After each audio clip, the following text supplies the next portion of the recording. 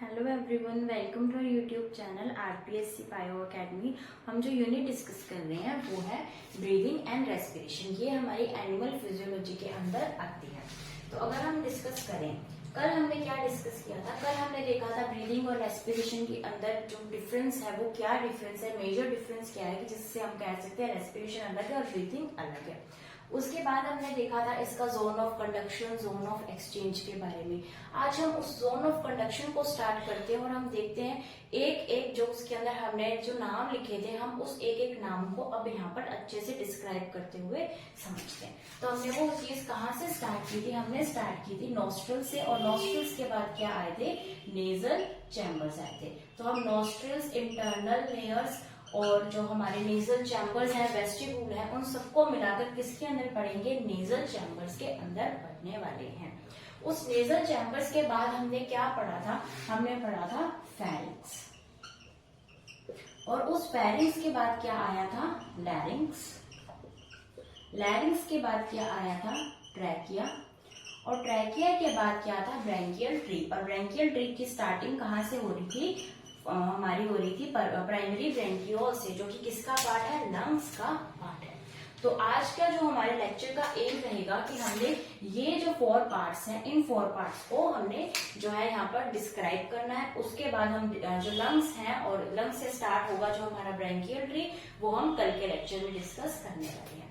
तो सबसे पहले हम डिस्कस करते हैं नेजल चैम्बर्स के अंदर। तो नेजल चैम्बर्स के अंदर हमने क्या बोला था कि यहाँ पर क्या होते हैं? सबसे पहले हमारे पास 2 नॉस्ट्रल्स प्रेजेंट होते हैं, और इन नॉस्ट्रल्स के 2 नॉस्ट्रल्स प्रेजेंट होने को क्या बोला जाता है? डायराइनस कंडीशन कहा जाता है। ठीक है। उसके बाद नॉस्ट्रल्स के बाद हम देखते हैं, हमने क्या देखा था? वेस्टिब्यूल। वेस्टिब्यूल कैसा है? वेस्टिब्यूल कार्टिलेज की बनी एक स्ट्रक्चर है। ये इसके अंदर कोई भी बोन प्रेजेंट नहीं होती। तो ये कौन सी स्ट्रक्चर है? कार्टिलेज की बनी हुई स्ट्रक्चर है।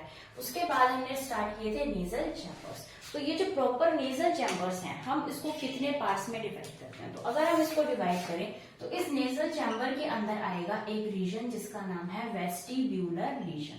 यानी हम इस प्रॉपर नेजल चैम्बर को 3 पार्ट्स के अंदर डिवाइड करके पढ़ने वाले हैं। पहला पार्ट क्या आएगा? Vestibular region. ये वही रीजन है जिसके ऊपर क्या प्रेजेंट है? वेस्टिब्यूल प्रेजेंट है। किसका बना हुआ है? कार्टिलेज का बना हुआ है। अब इसके अंदर क्या प्रेजेंट होता है? इसके अंदर प्रेजेंट होते हैं हेयर। हमें पता है कि इस पे क्या प्रेजेंट होते हैं? इस वेस्टिबुलर रीजन पर हेयर्स प्रेजेंट होते हैं, और यहाँ पर क्या प्रेजेंट होता है? म्यूकस जो है वो रिलीज होता रहता है। तो वेस्टिबुलर रीजन के अंदर हेयर्स एंड म्यूकस जो है वो हमें देखने को मिलता है। उसके बाद जो रीजन आएगा वो रीजन आएगा ऑल्फैक्टरी रीजन। नेजल चैम्बर के अंदर दूसरा रीजन कौन सा आता है? ऑल्फैक्टरी रीजन आता है। इस ऑल्फैक्टरी रीजन के अंदर क्या प्रेजेंट होता है? इस ऑल्फैक्टरी रीजन के अंदर प्रेजेंट होती है श्नीडेरियन मेम्ब्रेन। श्नीडेरियन मेम्ब्रेन जो है ये हमें देखने को मिलती है किसके अंदर? ऑल्फैक्टरी रीजन के अंदर। तो ऑल्फैक्टरी रीजन के अंदर हमारे पास श्नीडेरियन मेम्ब्रेन है, और ये श्नीडेरियन मेम्ब्रेन मेनली क्या करती है? ये म्यूकस को रिलीज करती है। क्या रिलीज करेगी? म्यूकस को रिलीज करेगी। और ये कैसी है? ग्रांड रीजन है, यानी यहाँ से हमें किस चीज की प्राप्ति होगी कि किस तरीके की ऑर्डर आ रही है, गंध आ रही है, सुगंध आ रही है, तो वो भी किसके अंदर? हमारे नोज के अंदर। कौन से रीजन में प्रेजेंट है? ऑल्फैक्टरी रीजन के अंदर प्रेजेंट है। उसके बाद इसके अंदर आता है रेस्पिरेटरी रीजन, और सबसे इंपॉर्टेंट रीजन भी यही है क्योंकि जो क्वेश्चन है वो यहाँ से पूछा जाता है। रेस्पिरेटरी रीजन की जो मेन बात है वो यही है कि इसके अंदर प्रेजेंट होता है एक टिश्यू। उसका नाम बहुत इंपॉर्टेंट है, उसका नाम है pseudo stratified ciliated columnar glandular epithelial, उसके बाद टिश्यू आएगा। ठीक है। तो क्या नेम है? Pseudo stratified ciliated columnar glandular epithelium tissue. तो अगर हम इसको लिखे तो हम क्या लिख सकते हैं? PSCCCGE।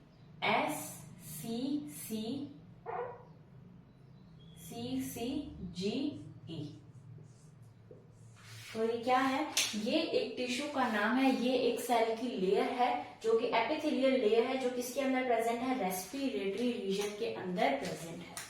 ठीक है, अब अगर हम इस नेम को देखें, pseudo stratified ciliated columnar glandular epithelium, ये तो हमें याद ऐसे तो हो ही नहीं सकता, जब तक हमें इसका मतलब समझ में नहीं आएगा तब तक ये याद हमें नहीं हो सकता। तो उसके बाद हम सबसे पहले हम क्या शुरुआत करते हैं, इसको छोटा छोटा तोड़ के हम एक डायग्राम से इसको समझने की कोशिश करते हैं। ठीक है,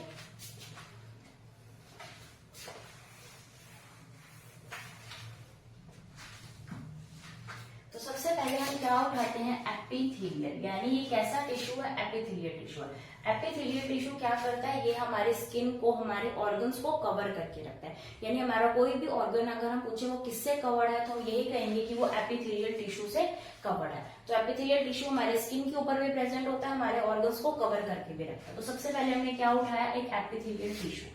ठीक है, उसके बाद हम उठाएंगे स्यूडो स्ट्रेटिफाइड। स्यूडो स्ट्रेटिफाइड को बोला जाता है कूट स्तरित, यानी स्तर तो है इसके अंदर, लेकिन स्तर कैसे हैं, कूट है। यानी ऐसा तो लगेगा कि बहुत सारे लेवल्स हैं इसके अंदर, लेकिन लेवल एक ही होगा। तो यही क्या है, कूट स्तरित। यानी अगर मैं इसकी सेल्स बनाऊं,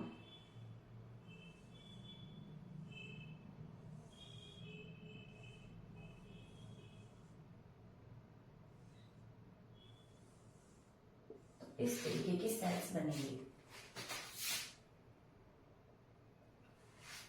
ठीक है, तो ये इसके अंदर अगर हम इसके न्यूक्लियस बनाए तो जो बड़े वाले हैं वो उसके न्यूक्लियस ऊपर प्रेजेंट होंगे और जो छोटे वाले हैं उसके न्यूक्लियस जो है वो नीचे प्रेजेंट होंगे। ठीक है, तो ये क्या बनाया हमने, ये हमने बनाया है स्यूडो स्ट्रेटिफाइड। अगर मैं स्यूडो हटा दूं, सिर्फ स्ट्रेटिफाइड टिश्यू की अगर मैं यहाँ पर डायग्राम बनाती तो मैं कैसे बनाती, तो मैं उसको बनाती इस तरीके से। तो यहाँ पर क्या हो चुकी है, स्ट्रेटिफिकेशन हो चुकी है, यानी एक से ज्यादा स्तर हमें दिख रहे हैं। लेकिन यहाँ पर देखने में ऐसा लग रहा है कि ये स्तर तो अलग है और नीचे वाला स्तर अलग है, लेकिन ऐसा क्या हो रहा है, ये कूट स्तरित है तो एक ही स्तर, लेकिन देखने में दो स्तर लग रहे हैं, इसलिए हमने क्या बोला है, स्यूडो कूट स्ट्रेटिफाइड स्तरित, कूट स्तरित है ये। उसके बाद हमने क्या देखा यहाँ पर, सिलिएटेड। सिलिएटेड का मतलब है कि इसके ऊपर क्या प्रेजेंट होंगे, सीलिया प्रेजेंट होगी। और सीलिया का क्या काम होता है, मेनली सीलिया का यही काम होता है कि अगर कोई चीज जा रही है तो उसको पकड़ के रखना। यानी यहाँ पर ये किसके अंदर प्रेजेंट है, हमारे नेजल चैम्बर्स के अंदर प्रेजेंट है। यानी यहाँ पर कोई भी डस्ट पार्टिकल आ रहा है तो उसको चिपकाएगा कौन, उसको पकड़ेगा कौन, ये सीलिया पकड़ेंगे। और इन सीलिया के साथ यहाँ पर क्या प्रेजेंट होता है, म्यूकस प्रेजेंट होता है, जो इस सीलिया को हेल्प करता है कि डस्ट पार्टिकल को चिपका कर रखे। तो उसको चिपकाने के लिए जैसे एक गोंद होती है, वैसे ही इनके अंदर क्या प्रेजेंट होता है, म्यूकस। तो म्यूकस कहाँ से आया, म्यूकस आया इस ग्लैंडुलर से। ग्लैंडुलर का मतलब है कि यहाँ पर ग्लैंड्स भी प्रेजेंट है, यानी ये सेल्स कैसे हैं, ग्लैंडुलर भी हैं, यानी ये ग्लैंड की तरह वर्क करते हैं। तो ये ग्लैंड की तरह वर्क करेंगे तो यहाँ से क्या रिलीज करेंगे, ये यहाँ से म्यूकस को भी रिलीज करेंगे। तो यहाँ से ये म्यूकस को भी रिलीज करने वाले हैं। ठीक है, इसलिए हमने इसका क्या नाम दिया है, ग्लैंडुलर। यानी सीलिया भी है, सीलिएटेड भी है, उसके साथ साथ क्या है, ग्लैंडुलर भी है। फिर ये आ गया यहाँ पर कॉलमनर। कॉलमनर का मतलब होता है स्तंभाकार। ठीक है, यानी कि इसको मैं ऐसे बनाऊंगी, स्तंभ तो ऐसा ही होता है, स्तंभ कभी ऐसा नहीं हमें देखने को मिलते, ऐसे स्तंभ नहीं होते। स्तंभ हमेशा इस तरीके से पिलर लाइक स्ट्रक्चर को क्या बोला जाता है, स्तंभ। इसे क्या बोलेंगे हम, क्यूब लाइक स्ट्रक्चर। ये क्या है, ये सिंपल स्क्वेमस टिश्यू की स्ट्रक्चर बनाई है, ये क्यूबॉइडल टिश्यू की स्ट्रक्चर बनाई है, ये कॉलमनर टिश्यू की स्ट्रक्चर बनाई है। तो ये कैसे हैं, कॉलमनर है, यानी स्तंभाकार है। ये कैसे है, स्तंभाकार स्ट्रक्चर्स है, यहाँ पर कॉलमनर स्ट्रक्चर है। तो ये कैसे है, स्यूडो स्ट्रेटिफाइड, देखने में स्ट्रेटिफाइड लग रही है लेकिन नहीं है। कैसी है, सिलिएटेड, क्या प्रेजेंट है, सीलिया प्रेजेंट है। कैसी है, कॉलमनर, स्तंभाकार है। कैसी है, ग्लैंडुलर, यानी ये क्या सिक्रीट कर रही है, म्यूकस सिक्रीट कर रही है, ग्लैंड का काम भी कर रही है। और कैसा टिश्यू है, एपिथेलियल टिश्यू है, क्योंकि ये किसको कवर कर रहा है, हमारे नेजल चैम्बर को कवर कर रहा है। तो इसका मतलब है pseudo stratified ciliated columnar glandular epithelial tissue का मतलब सिर्फ इतना है। अगर ये डायग्राम हमें समझ में आ गया तो हमें इसका सबका मतलब भी समझ में आ चुका है। ठीक है, तो हमने क्या पढ़ा है, हमने पढ़ा है नेजल चैम्बर। नेजल चैम्बर के अंदर जो इम्पोर्टेंट चीज है, एक सबसे इम्पोर्टेंट चीज तो यही है, ये पूछा भी जा चुका है कि ये कहाँ प्रेजेंट होता है। PSCCGE ये कहाँ प्रेजेंट होता है? जो क्वेश्चन पूछा गया था वो ऐसे ही पूछा गया था, pseudo stratified ciliated columnar glandular epithelial tissue. और ये वाली जो चीज है, ये इसके अलावा हम एनिमल टिश्यू के अंदर भी पढ़ने वाले हैं, वहां पर भी हम इस चीज को समझेंगे कि कैसे जब हम टिश्यू को डिवाइड करेंगे तब भी यही नाम आएगा, और तब वहां पर हम पढ़ेंगे कि ये नेजल चैम्बर के अंदर तो प्रेजेंट होता है, लेकिन उसके साथ साथ ये हमारे ट्रैकिया के अंदर भी हमें देखने को मिलता है, ब्रोंकियोल्स के अंदर भी देखने को मिलता है। उसके अलावा ये हमारे जो मेल होते हैं, उन मेल का जो यूरेथ्रा होता है उसके अंदर भी देखने को मिलता है। तो ये हम तब पढ़ेंगे जब हम एनिमल टिश्यू को पढ़ेंगे, लेकिन ट्रैकिया एंड ब्रैंकियोल्स इसी का पार्ट है, तो हम ये देख लेते हैं कि इसके अंदर क्यों प्रेजेंट होंगे। काम एक ही है, सीलिया का काम क्या है? इन डस्ट पार्टिकल्स को पकड़ना। ग्लैंडुलर का काम क्या है? म्यूकस को सिक्रीट करना, ताकि इनको पकड़ने में क्या मिल सके? हेल्प मिल सके। यानी ये इंतजाम हमारे अंदर क्यों किए गए हैं? ताकि जब जो एयर है वो हमारे एल्वियोलाई तक पहुंचे, जहां पर क्या होना है? Exchange of gases. वहां तक जो वो एयर है वो डस्ट फ्री पहुंचे, कोई भी फॉरेन पार्टिकल उसके अंदर ना हो।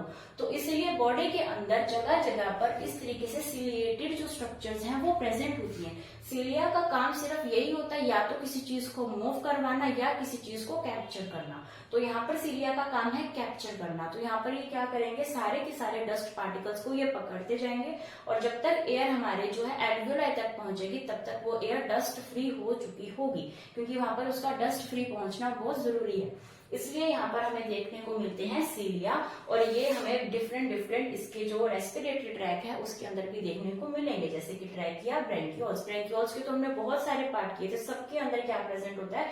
Pseudo stratified ciliated columnar glandular epithelium. अब अगर हम इसको समझने के लिए मैं एक क्वेश्चन पूछती हूँ कि अगर मैं कहूँ कि किसके अंदर pseudo stratified ciliated columnar glandular epithelium present होता है, अगर मैं उसका ऑप्शन नंबर ए बनाऊं, ऑप्शन नंबर ए है ट्रैकिया,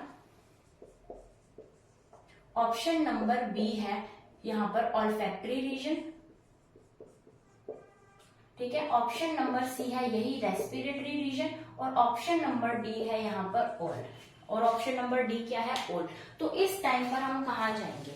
इस टाइम पर हमने तो क्या पढ़ा है कि ऑल्फैक्टरी रीजन में तो हमने श्नीडेरियन मेम्ब्रेन पढ़ी है, ठीक है, लेकिन हमने क्या पढ़ा है? रेस्पिरेटरी रीजन के अंदर भी प्रेजेंट होता है, ट्रैकिया के अंदर भी प्रेजेंट होता है। तो ऐसी स्थिति के अंदर हम ओल्ड पर जाएंगे।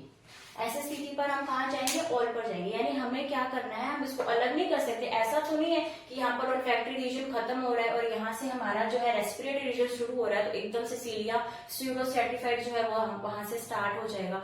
ऐसा बिल्कुल भी नहीं होता, ठीक है। तो इसलिए हमें क्या है कि अगर इस तरीके का क्वेश्चन आ जाता है तो ये हम देख सकते हैं कि जो एग्जामिनर है वो हमें क्या करवाना चाहता है, वो सब पे टिक करवाना चाहता है। क्योंकि अगर किसी को पता है कि इसके अलावा भी ट्रैकिया के अंदर भी ये प्रेजेंट होते हैं तो वो ओल के पास जाएगा।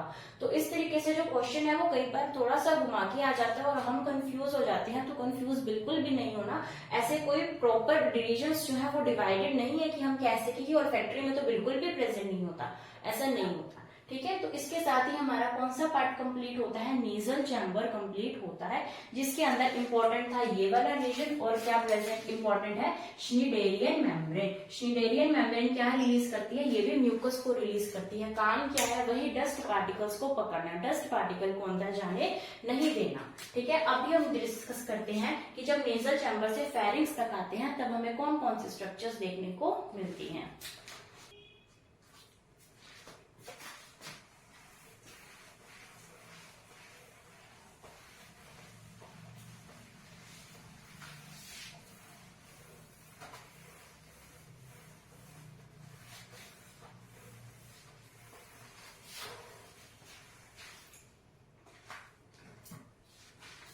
ठीक है, तो इसी के साथ हमारा आज का जो फर्स्ट टारगेट था नेजल चैम्बर वो हमने कंप्लीट किया। अभी हम डिस्कस करते हैं फेरिंग्स। तो फेरिंग्स पर पहुंचने से पहले यहाँ पर जो नेजल चैम्बर और फेरिंग्स के बीच के अंदर प्रेजेंट होता है उसे बोला जाता है नेजोफेरिंग्स। क्योंकि फेरिंग्स एक ऐसी स्ट्रक्चर है हमारी बॉडी के अंदर जहां पर क्या प्रेजेंट है? एयर एंड फूड दोनों ही प्रेजेंट होते हैं। यानी हमारी जो बक्कल कैविटी है और जो हमारी नेजल कैविटी है वो दोनों यहाँ पर आकर मिलती हैं। किसके अंदर? फेरिंग्स के अंदर, ठीक है। तो अब हमारे जो इंटरनल लेयर से फेरिंग्स तक हमने जाना है, ठीक है, तो ये है हमारे इंटरनल लेयर्स और यहाँ पर क्या है हमारी फेरिंग्स। तो अगर हम इस तरीके से बनाए इंटरनल लेयर से फेरिंग्स तक जाना है तो यहाँ पर क्या प्रेजेंट होगा, नेजोफेरिंक्स से हमें जाना पड़ेगा। ठीक है, और फेरिंग्स से हमने क्या कहा है कि फेरिंग्स से तो हमारा क्या जुड़ा हुआ है, यहाँ पर डाइजेस्टिव सिस्टम भी जुड़ा हुआ है, यानी हमारी यहाँ पर क्या जुड़ी हुई है, बक्कल कैविटी। तो यहाँ पर क्या जुड़ी हुई है, बक्कल कैविटी। तो बक्कल कैविटी के अंदर हम देखते हैं कि टीथ के ऊपर वाला जो हमारा ऊपर वाली रूफ है, जो हमारे माउथ की ऊपर वाली रूफ है, उसे हम पैलेट बोलते हैं। ठीक है, जो ऊपर वाली रूफ का बाहर वाला पार्ट यानी आगे वाला पार्ट है, एंटीरियर पार्ट है, अगर आप उसको अभी भी टच करके देखो अपनी टंग से तो आगे वाला जो पार्ट है वो हमें हार्ड लगेगा और जो पीछे वाला पार्ट है वो हमें कैसा लगेगा, वो हमें सॉफ्ट लगेगा। तो आगे वाले पार्ट को क्या बोला जाता है, हार्ड पैलेट, और पीछे वाले पार्ट को क्या बोला जाता है, सॉफ्ट पैलेट। क्या बोलेंगे, सॉफ्ट पैलेट, यानी इसको हम क्या बोलेंगे, कठोर तालू, और इसे क्या बोलेंगे, सॉफ्ट तालू। ठीक है, तो ये जो पीछे वाला सॉफ्ट पार्ट है, जब आप अपनी पूरी बक्कल कैविटी को खोलकर अगर आप मिरर के सामने खड़े होंगे तो आप देखेंगे कि इस सॉफ्ट पैलेट के बाद इसकी जैसी ऐसी एक स्ट्रक्चर हमें लटकती हुई दिखाई देगी, है ना। जब हम देखेंगे, अगर आप मिरर के सामने कभी बचपन में देखा भी होगा मुंह खोलकर, तो हमें क्या दिखेगी, एक इस तरीके की लटकती हुई स्ट्रक्चर दिखेगी। इसे बोला जाता है यूवुला। क्या बोला जाता है, यूवुला कहा जाता है। तो ये जो यूवुला है इसका क्या काम है, हमने तो इसको लटकने के अलावा और कोई काम करते नहीं देखा, लेकिन इसका बहुत इंपॉर्टेंट रोल है। कैसे कि जैसे ही हमने बक्कल कैविटी से हमने क्या खाया, हमने यहाँ पर खाया खाना, हमने यहाँ पर क्या खाया, फूड पार्टिकल। फूड पार्टिकल पहुंच गया यहाँ पर वही प्रेजेंट है, क्या प्रेजेंट है, वल्वा प्रेजेंट है। अब जो खाना है, खाना कहाँ जाएगा, फेरिंग्स के अंदर जाएगा, और फेरिंग्स के बाद नीचे ये कहाँ जाएगा, ईसोफेगस के अंदर जाएगा। ठीक है, अब ये जो खाना है, इस फूड पार्टिकल को क्या पता है कि मैंने इधर जाना है कि मैंने ऊपर जाना है। अगर ये ऊपर चला गया, हमारे नेजल चैम्बर के अंदर आ गया, तो उसको हटाने के लिए ये जो यूवुला है, ये यूवुला यहाँ पर इस नेजल चैम्बर को बंद कर देता है। इसने क्या किया, इसने इस नेजल चैम्बर को क्या किया, बंद कर दिया, जिसकी वजह से ये जो फूड पार्टिकल है, ये फूड पार्टिकल फेरिंग से होता हुआ इसोफेगस के थ्रू हमारे स्टमक के अंदर चला जाएगा। तो यूवुला का क्या काम है, यूवुला का काम है कि हमारा जो नेजल चैम्बर है, उस नेजल चैम्बर को नेजल चैम्बर को ढकना। और ये कहाँ हो रही है, इस नेजोफेरिंग्स के अंदर ये चीजें हो रही हैं। तो नेजोफेरिंग्स के अंदर यूवुला ने क्या किया, नेजल चैम्बर को ढक दिया। और ये किसका पार्ट है, ये सॉफ्ट पैलेट का पार्ट है हमारी बक्कल कैविटी के अंदर। तो बक्कल कैविटी के सॉफ्ट पैलेट के अंदर यूवुला प्रेजेंट होता है, जो कि नेजल चैम्बर को ढक देता है जब भी हम क्या करते हैं, खाने को खाते हैं। ठीक है, तो अभी खाना जो है वो यहाँ पर आएगा और चला जाएगा। तो इससे हमारे जो है, जो नेजल चैम्बर है उसका क्या हो गया, बचाव हो गया। अब इसके बाद ये आएंगे फेरिंग्स के अंदर। अब फेरिंग्स के अंदर क्या है,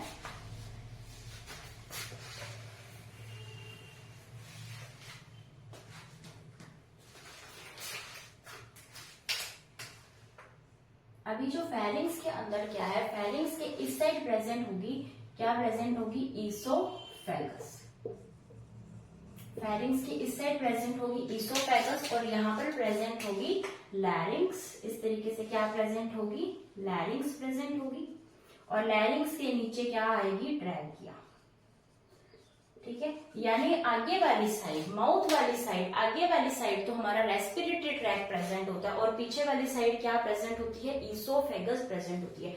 ये दोनों इस ट्यूब लाइक स्ट्रक्चर है जो कि एक दूसरे के साथ साथ चलती रहती हैं। तो जो ईसोफेगस है वो पीछे वाली साइड है, और आगे वाली साइड कौन सा, रेस्पिरेटरी ट्रैक यानी ट्रैकिया है। उसके ऊपर क्या प्रेजेंट है, लैरिंग्स। लैरिंग्स कहाँ से आएगा, फेरिंग्स के बाद में।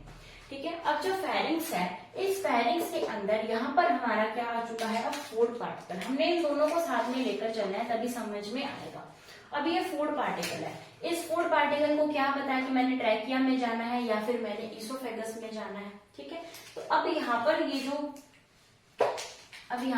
जो इसके ऊपर वाला ये जो छेद है, ये बना हुआ है, इसके ट्यूब का ऊपर वाला पार्ट, इसे क्या बोला जाता है, इसे बोला जाता है गलेट। क्या बोला जाता है, गलेट कहा जाता है। और उसी तरीके से ये जो ट्रैकिया है, इसके ऊपर वाले पार्ट को क्या बोला जाता है, ग्लोटिस कहा जाता है। तो इसके ऊपर को क्या बोलेंगे, ग्लोटिस। ईसोफेगस के ऊपर वाले पार्ट को क्या बोलेंगे, गलेट बोलेंगे। ठीक है, अब क्या होगा कि ये जो खाना है, अब इसको नहीं समझ में आ रहा इसोफेगस में जाऊं कि ट्रैकिया में जाऊं। अगर ट्रैकिया में चला गया तो हमारी बहुत बुरी हालत हो जाएगी, क्योंकि हम जब तब तक खांसेंगे जब तक कि यहाँ से फूड पार्टिकल जो है वो बाहर ना निकल जाए। ठीक है, तो इस फूड पार्टिकल को बाहर निकालने तक हमें क्या करना पड़ेगा, कफ करनी पड़ेगी, खांसी करनी पड़ेगी। लेकिन अब हम चाहते हैं कि फूड पार्टिकल यहाँ गिरे ही ना, ये हम चांस नहीं लेना चाहते, सीधा कहाँ जाए, इसोफेगस के अंदर ही चला जाए। तो भगवान जी ने क्या किया, यहाँ पर एक क्या बना दिया, एक ढक्कन बना दिया। क्या बना दिया, एक ढक्कन बना दिया। इस ढक्कन का नाम उन्होंने क्या दे दिया, इस ढक्कन का नाम दे दिया एपिग्लोटिस। क्या नेम दे दिया इसका, एपिग्लोटिस। तो ग्लोटिस के ऊपर क्या प्रेजेंट है, एपिग्लोटिस प्रेजेंट है। ये कैसी स्ट्रक्चर है, एक कार्टिलेज की बनी हुई स्ट्रक्चर है। तो ग्लोटिस के ऊपर है एपिग्लोटिस। तो ये ढक्कन कब बंद होगा, ये ढक्कन तब बंद होगा जब यहाँ से फूड आएगा, फूड यहाँ से गिरेगा तो ये ढक्कन बंद हो जाएगा। अभी तक हमने कितने ढक्कन पढ़े, दो। एक तो यूवुला पढ़ा जो नेजल चैम्बर को बंद कर रहा था, एक हमने यहाँ पर एपिग्लोटिस पढ़ा जो ट्रैकिया को बंद कर रहा है। तो कितने ढक्कन हो गए, दो ढक्कन हो गए। क्यों, क्योंकि हमने फूड से अपने रेस्पिरेटरी ट्रैक को बचाना है। तो ये काम सारा कहाँ हो रहा है, इस फेरिंक्स से या तो पहले या फिर इस फेरिंक्स के बाद। अब हमारे पास क्या आएगा, लैरिंक्स। तो फेरिंक्स के अंदर हमने देखा कि एक तो हमने यूवुला वाला देखा और एक हमने क्या देखा, एपिग्लोटिस को देखा, जो कि क्या बचा रहा है, इस ट्रैकिया को बचा रहा है फूड पार्टिकल से। तो अभी हम डिस्कस करते हैं लैरिंक्स को।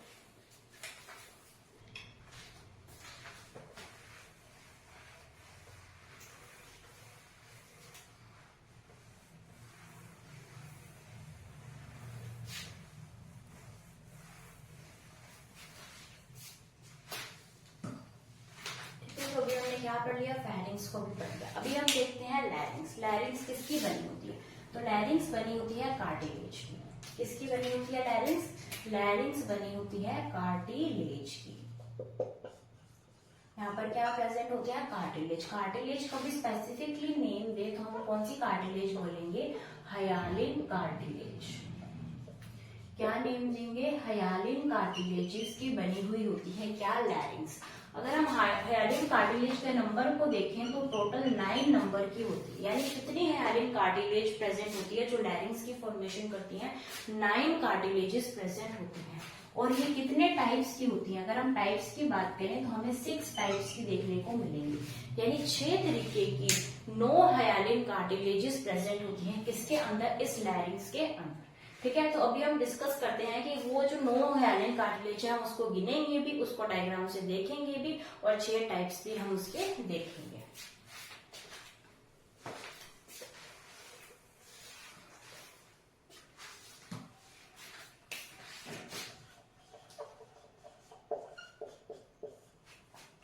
ठीक है, अगर हम बात करें लैरिंक्स की, तो लैरिंक्स के अंदर कितनी हमने बनाई थी, 9 हमने देखी थी। तो 9 के अंदर सबसे पहले आएगी थायराइड कार्टिलेज। क्या नाम है कार्टिलेज का, थायराइड कार्टिलेज। नंबर में कितनी है, नंबर में 1 है। ठीक है, कैसी है ये, सी शेप। कैसी है, सी शेप की ये है, यानी कंप्लीट रिंग नहीं बना रही है। सेकंड कौन सी है, सेकंड है क्रिकोइड। कौन सी कार्टिलेज है, क्रिकोइड कार्टिलेज। कितनी है, 1 है। और ये क्या बना रही है, कंप्लीट रिंग बना रही है। यानी ये कार्टिलेज एंटीरियर साइड पे, पोस्टीरियर साइड पे, सभी साइड के अंदर प्रेजेंट है। और वो कितनी है, नंबर में 1। नाम क्या है, क्रिकोइड। उसके बाद आएगी एरिटिनोइड कार्टिलेज। एरिटिनोइड कार्टिलेज कितनी होती है, 2। ठीक है, कैसी होती है, पिरामिड शेप। कैसी होती है, पिरामिड शेप होती है। कौन सी होती है, एरिटिनोइड। और ये कैसी होती है, मूवेबल होती है। ठीक है, उसके बाद क्या आएगी, सेंटोरिनी कार्टिलेज ऑफ सेंटोरिनी। क्या नाम है इसका, सेंटोरिनी। इसका और भी नाम है कॉर्निक्यूलेट।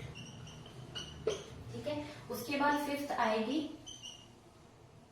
क्यूनिफॉर्म। 5th कौन सी है, क्यूनिफॉर्म। ये भी कितनी है, 2। ये भी कितनी है, 2। उसके बाद 6th आएगी एपिग्लोटिस। Epiglottis cartilage. ठीक है, तो ये कितने टाइप्स की कार्टिलेज हो गई, ये हो गई टोटल 6 कार्टिलेज। और अगर हम करें 1 2 3 4 5 6 7 8 और 9, टोटल कितनी है 9, टाइप कितने हैं 6।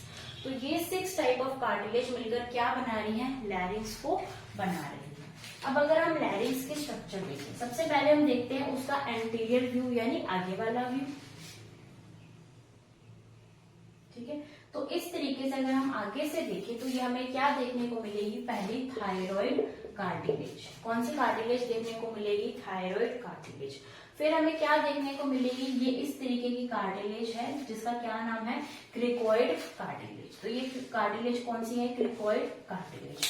उसके बाद एंटीरियर व्यू में हमें देखने को मिलेगी ये जो एपिग्लोटियस कार्टिलेज है, इस तरीके से। कौन सी है, एपिग्लोटियस कार्टिलेज। ये जो एरेटिनॉइड है, सेंटोरिनी है या कॉर्निक्यूलेट है, क्यूनिफॉर्म है, ये हमें देखने को यहाँ पर नहीं मिलेंगी। ठीक है, ये हमें कौन से व्यू में देखने को मिलेगी, इसका पीछे वाला यानी पोस्टीरियर व्यू में हमें देखने को मिलेगी। तो अगर हम इसका पोस्टीरियर व्यू बनाएं तो ये हमारी कौन सी वाली होगी, ये होगी हमारी थायराइड कार्टिलेज। ये हम इसका इस तरीके से व्यू बना रहे हैं, यानी ये ऐसी है, यहां से बंद नहीं है, क्योंकि हमने कौन सी शेप बोली है, सी शेप बोली है। तो ये जो कार्टिलेज है ये पीछे से बंद नहीं है और हम पीछे से ही बना रहे हैं। उसके बाद यहाँ पर हमें क्रिकोइड कार्टिलेज भी देखने को मिलेगी। क्रिकोइड कार्टिलेज कैसी है, एक है, कैसी है, प्रॉपर रिंग बनाएगी, आगे भी रिंग होगी, पीछे भी रिंग होगी। उसके बाद हम बात करते हैं एरेटिनॉइड कार्टिलेज की। कैसी है, पिरामिड शेप की है, ये प्रेजेंट होंगी यहाँ पर इस तरीके की। यहाँ पर कैसी शेप बनाएंगी, पिरामिड के जैसी शेप यहाँ पर बनाएंगी। तो पिरामिड के जैसी शेप बनाएंगी कौन सी कार्टिलेज, एरेटिनॉइड। पिरामिड शेप की कितने नंबर की है, 2 नंबर के अंदर प्रेजेंट है। फिर हम देखते हैं सेंटोरिनी या फिर कॉर्निक्यूलेट कार्टिलेज। ये जो सेंटोरिनी या फिर कॉर्निक्यूलेट कार्टिलेज है, ये इन स्ट्रक्चर के ऊपर इस तरीके से प्रेजेंट होगी। ये जो पिरामिड वाली स्ट्रक्चर है एरेटिनॉइड कार्टिलेज, उसके बिल्कुल ऊपर प्रेजेंट होगी कौन सी, कॉर्निक्यूलेट या फिर सेंटोरिनी कार्टिलेज। उसके बाद हम बात करते हैं क्यूनिफॉर्म कार्टिलेज की। तो ये कार्टिलेज जो है ये इस तरीके से यहाँ पर प्रेजेंट होगी, इसे क्या बोला जाएगा, क्यूनिफॉर्म कार्टिलेज। कौन सी कार्टिलेज है ये, क्यूनिफॉर्म कार्टिलेज है। उसके बाद क्या आएगी, एपिग्लोटिस कार्टिलेज। और एपिग्लोटिस कार्टिलेज जो है वो इस तरीके से यहाँ पर प्रेजेंट है। ये कौन सी है, एपिग्लोटिस कार्टिलेज, जिसको हम सामने से भी देख सकते हैं क्योंकि ये कार्टिलेज जो है वो थायराइड के ऊपर प्रेजेंट होती है।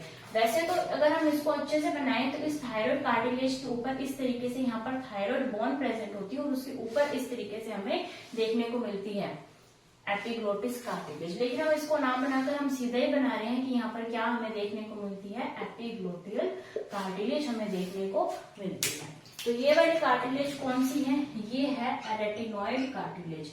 ये कौन सी है, इसको हम सेंटोरिनी लिख देते हैं क्योंकि यहाँ पर हम कंफ्यूज हो जाएंगे।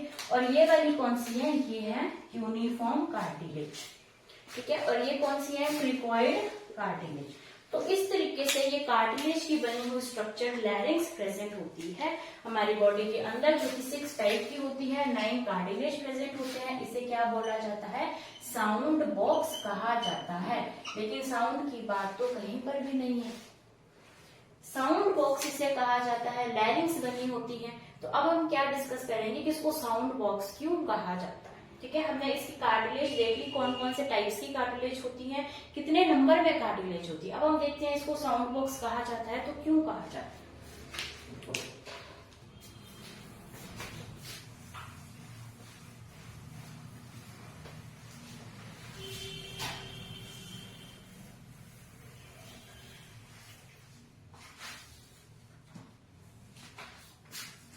अभी हम डिस्कस करते हैं कि इसको साउंड बॉक्स क्यों कहा जाता है। इसको इसलिए कहा जाता है क्योंकि इसके पास प्रेजेंट होते हैं 2 पेयर ऑफ वोकल कॉर्ड्स।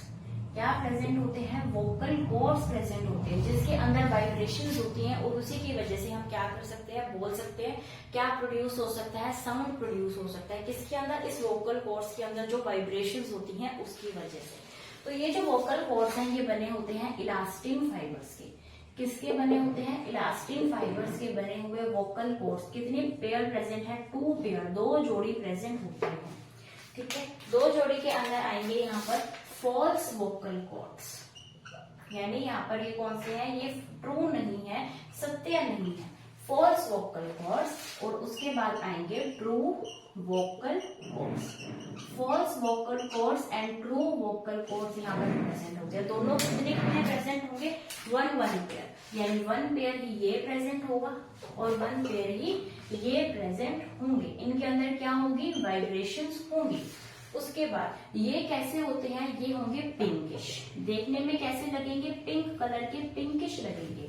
ये देखने में कैसे लगेंगे? व्हाइट लगेंगे। कैसे लगेंगे? देखने में व्हाइट कलर के। इनके अंदर जो इलास्टिन है वो बहुत कम होता है।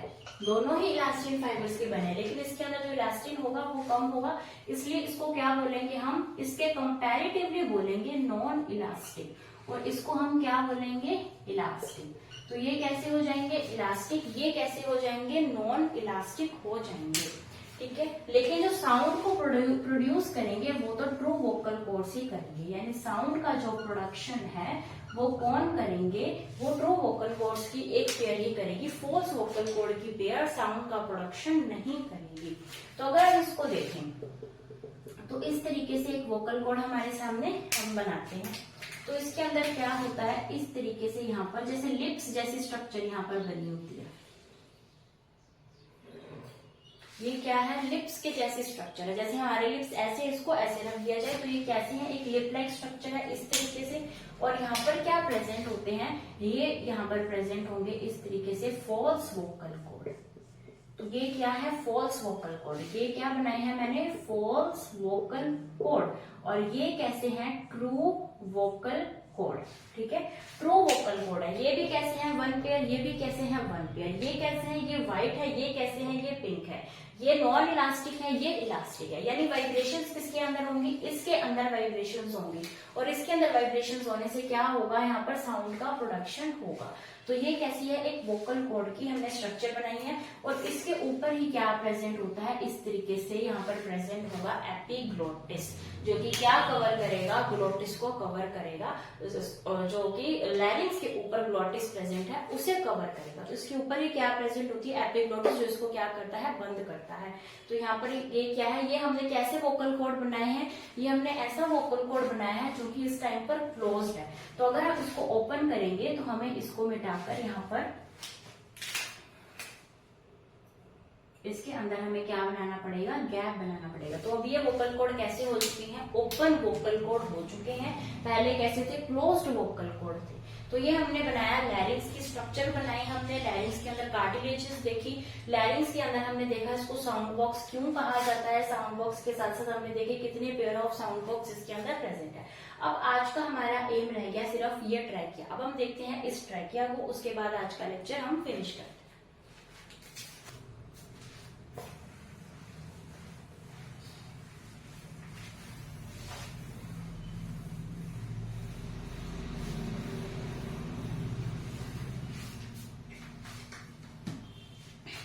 बाद हम क्या डिस्कस कर रहे हैं? हम ट्रैकिया को। तो ट्रैकिया की स्ट्रक्चर अगर हम बनाएं तो हमने इसको बस एक ऐसी ट्यूब लाइक स्ट्रक्चर बनाई थी जो कि इसोफेगस के आगे वाली साइड प्रेजेंट थी। अच्छा, ये एक चीज रह गई है कि जो इसोफेगस के आगे प्रेजेंट होती है, इसके पीछे क्या होती है? इसोफेगस प्रेजेंट होती है। तो हम इसको किस तरीके से याद रखेंगे कि ये आगे प्रेजेंट है या पीछे प्रेजेंट है? तो इसको याद रखने के लिए ये है कि हमारे जो वोकल कॉर्ड, सॉरी, हमारे अगर हम किसी मेल को देखें तो उसके ऊपर यहाँ पर क्या प्रेजेंट होता है? इस तरीके से ऊपरी हुई स्ट्रक्चर प्रेजेंट होती है, जिसे क्या बोला जाता है? एडम्स एप्पल कहा जाता है। क्या कहा जाता है? Adam's apple. तो एडम्स एप्पल हमें बाहर की तरफ दिखता है, यानी वो कौन सी जगह पर प्रेजेंट है? बाहर की साइड प्रेजेंट है। तो बाहर की साइड यानी वेंट्रल सरफेस पर क्या प्रेजेंट होती है? ट्रैकिया प्रेजेंट होती है, या फिर रेस्पिरेटरी सिस्टम, यहाँ पर रेस्पिरेटरी ट्रैक प्रेजेंट होता है, और पीछे की साइड डाइजेस्टिव सिस्टम प्रेजेंट होता है। और ये जो एडम्स एप्पल था, ये एडम्स एप्पल जो था ये किससे बना हुआ था? थायराइड कार्टिलेज से बना हुआ था। तो थायराइड कार्टिलेज ही मिलकर क्या बनाती है? एडम्स एप्पल बनाती है। तो वहां पर वो नोट कर ले कि जो थायराइड कार्टिलेज है उससे मिलकर ही क्या बनता है? एडम्स एप्पल बनता है। तो अब हम क्या डिस्कस कर रहे थे? ट्रैकिया को डिस्कस कर रहे थे। तो ट्रैकिया जो है इसोफेगस के आगे वाले साइड प्रेजेंट होती है। कितने सेंटीमीटर की होती है? 10 से 12 सेंटीमीटर की हमारे पास देखने को मिल जाती है ट्रैकिया। ट्रैकिया के अंदर भी कार्टिलेजेस प्रेजेंट होती हैं। कौन सी कार्टिलेज प्रेजेंट होगी? हायालिन कार्टिलेज प्रेजेंट होगी। कौन सी कार्टिलेज प्रेजेंट होगी, हाइयालिन कार्टिलेज प्रेजेंट होगी। कितने नंबर में होंगी, 16 से 20 हाइयालिन कार्टिलेज होंगी, जो कि कैसी होंगी, सी शेप्ड होंगी, यानी हम इसको क्या बोल सकते हैं, इनकम्प्लीट रिंग की तरह प्रेजेंट होंगी, यानी रिंग को कंप्लीट नहीं कर रही, तभी तो हमें क्या बोला, सी शेप, क्योंकि अगर हम सी को कंप्लीट कर दें तो ये एक रिंग बन जाएगी, लेकिन ये कैसी है, सी शेप्ड है, इनकम्प्लीट रिंग के जैसी है। जैसे कि अगर हम बात करें इस तरीके से, आगे से ये क्या होती है, ज्वाइंट नहीं होती है, तो ये कैसी स्ट्रक्चर है, इनकम्प्लीट स्ट्रक्चर है। ठीक है, इस तरीके से इनकम्प्लीट रिंग जैसी स्ट्रक्चर है। तो ये इनकम्प्लीट कहाँ होगी, इनकम्प्लीट होगी ये डोर्सल साइड पर, डोर्सल साइड पर ये क्या होगी, इनकम्प्लीट होगी, यानी पीछे वाली साइड डोर्सल साइड, उस साइड पर ये कैसी होगी, इनकम्प्लीट, कैसी होगी, सी शेप की होगी। तो जहां पर ये इनकम्प्लीट है वहां पर क्या पाया जाएगा, तो ये कैसी है, सी शेप है, 16 से 20 नंबर में है, हाइयालिन कार्टिलेज की बनी हुई है। और ये क्यों, इसका काम क्या है, इन रिंग्स का काम क्या है, इन रिंग्स का काम है कि ये जो है पिचकने से रोकती है, जो ट्रैकिया है वो पिचक ना जाए, उसको पिचकने से रोकती है। क्या काम करती है, उसको पिचकने से रोकती है, कौन, ये जो हमने सी शेप की हाइयालिन कार्टिलेज रिंग्स बनाई है, जो कि 16 से 20 है। अब जहां पर जैसे इस साइड पर, इसकी बैक वाली साइड पर क्या है, डोर्सल साइड है, उसकी बैक वाली साइड पर ये जो है कार्टिलेजेस ये प्रेजेंट नहीं है, तो वहां पर क्या प्रेजेंट होगा, तो जहां पर ये एब्सेंट होंगी, जिस जगह पर ये कार्टिलेज रिंग्स एब्सेंट होंगी वहां पर प्रेजेंट होंगी ट्रैकियल मसल्स।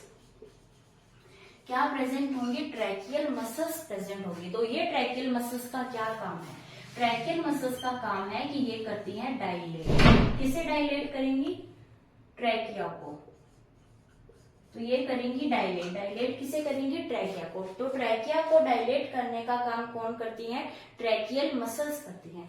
तो अब ट्रैकिया को डायलेट क्यों करना पड़ेगा, क्योंकि कभी भी अगर फोर्सफुली रेस्पिरेशन किया जाए, फोर्सफुली यहाँ पर क्या हो, रेस्पायरेशन, तो अगर फोर्सफुली रेस्पायरेशन करेंगे तो हमें वॉल्यूम भी तो चाहिए, वॉल्यूम भी तो बढ़नी चाहिए, उसका जो आकार है वो भी तो बढ़ना चाहिए। तो ट्रैकिया का आकार को बढ़ाने के लिए, उसको डायलेट करने के लिए, उसको आकार बढ़ाने के लिए कौन सी मसल्स काम आती है, ट्रैकियल मसल्स। और ये कहाँ प्रेजेंट होती है, जहां पर ये सी शेप्ड कार्टिलेज रिंग जो है वो एब्सेंट होती हैं। और ये जो ट्रैकियल मसल्स हैं, ये ट्रैकियल मसल्स कैसी होती हैं, इनवॉलेंट्री होती हैं, यानी कि अनैच्छिक होती हैं, हमारी इच्छा के अनुसार काम नहीं करती, अपनी इच्छा के अनुसार काम करेंगी, यानी कैसी होती है, इनवॉलेंट्री, अनैच्छिक होती है। तो ये हमने क्या देखा, ट्रैकिया जो 10 से 12 सेंटीमीटर लंबी है, हाइयालिन कार्टिलेज की बनी हुई है, 16 से 20 रिंग्स हैं, कैसी है, सी शेप्ड, यानी इनकम्प्लीट है। कहाँ पर इनकम्प्लीट है, डोर्सल साइड पर, ये पिचकने से रोकती है, किसे नहीं पिचकने देती, ट्रैकिया को। अगर ये एब्सेंट है, यानी बैक वाली साइड पर जहां पर ये एब्सेंट है, वहां पर क्या प्रेजेंट होंगी, ट्रैकियल मसल्स, जो कि क्या करेंगी, एरिया को बढ़ाएंगे। कब बढ़ाएंगी, जब फोर्सफुली रेस्पिरेशन किया जाए तो उसका वॉल्यूम को बढ़ाने के अंदर काम करेंगी। और ये कैसी होती है, इनवॉलेंट्री होती है। तो इसी के साथ ही क्या हो गया, हमारा ट्रैकिया जो है वो कंप्लीट हो चुका है। अभी हम नेक्स्ट लेक्चर के अंदर देखेंगे लंग्स को, लंग्स के अंदर कैसे इंस्पायरेशन, कैसे एक्सपायरेशन होता है, कौन कौन से चेंजेस लंग्स के अंदर हमें देखने को मिलते हैं। तब तक के लिए आप वीडियो को लाइक कीजिए, शेयर कीजिए, हमारे चैनल को सब्सक्राइब कीजिए। और अगर कोई भी डाउट है, कुछ भी पूछना है, तो आप हमारे कमेंट बॉक्स पर लिख सकते हैं, हम पूरी कोशिश करेंगे आपके डाउट को क्लियर करने की। Thank you.